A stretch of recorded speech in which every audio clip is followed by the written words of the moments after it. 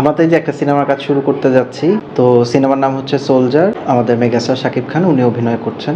আর আমরা একটা দেশপ্রেম নিয়ে গল্প করার চেষ্টা করি, যেখানে বর্তমান পরিস্থিতিতে আমাদের সামগ্রিকভাবে মানুষের মধ্যে যে চিন্তা চেতনা আছে সেরকম একটা গল্পই আমরা তুলে ধরছি। আমার কাছে যা মনে হয়েছে যে আমরা শাকিব ভাইকে এই ছবিতে গত 3-4 বছরে যেরকম অন্যান্য চরিত্রে দেখা গিয়েছে তার থেকে খুবই ডিফারেন্ট ওয়েতে প্রেজেন্ট করতে চাই, এবং যেখানে ওনাকে একজন খুবই, আমরা চাচ্ছি যে কমন ম্যানকে উনি যেন রিপ্রেজেন্ট করতে পারেন। এই দেশে সাধারণ মানুষের যে চিন্তা চেতনা আছে, সাধারণ মানুষের যে আকাঙ্ক্ষা আছে, আমার মনে হয় যদি দেশের যেই সবচেয়ে জনপ্রিয় অভিনেতা ওনার মাধ্যমে যদি সেই গল্পটা বলা যায় তাহলে মানুষ খুবই কানেক্ট করবে। এবং দিন শেষে আসলে আমাদের গল্পটা অবশ্যই হোপের, কারণ আমরা তো এখনও জাতি হিসেবে আশা ছাড়ছি না।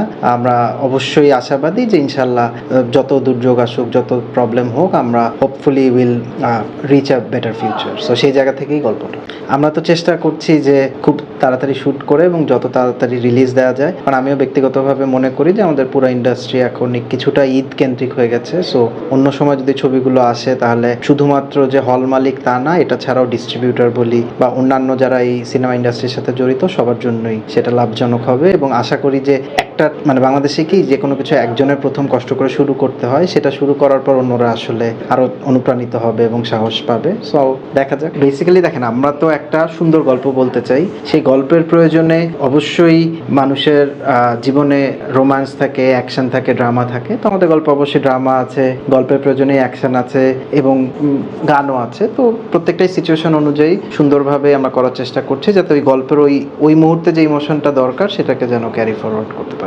আমার কাছে মনে হয়েছে ওনার হাতে অনেকগুলো অপশন ছিল, ওনার হয়তো আমাদের গল্পটাকে বর্তমান বাস্তবতায় মনে হয়েছে যে এরকম গল্পর সাথে উনি থাকতে চান। আমরা চেষ্টা করছি যে উনি যেই আস্থাটা রাখছেন সেই জায়গা থেকে যাতে আমরা একটা সুন্দর ছবি মানুষকে উপহার দিতে পারি। আমি স্বপ্ন দেখি যে সুন্দর মতো একটা ছবি বানাতে পারি, এবং আমরা যেই গল্পটা বলতে চাচ্ছি এটার পিছনে আসলে একটা ফিলোসফি আছে এবং একটা থট আছে। ওই মেসেজটা যেন মানুষের কাছে পৌঁছায় এবং হল থেকে বের হওয়ার পর যেন মানুষ ওই ব্যাপারটা নিয়ে একটু ভাবে এবং নিজের জায়গা থেকেই কিছু একটা করার চেষ্টা করে, যেটা আসলে দেশটাকে এগিয়ে নিয়ে যাবে।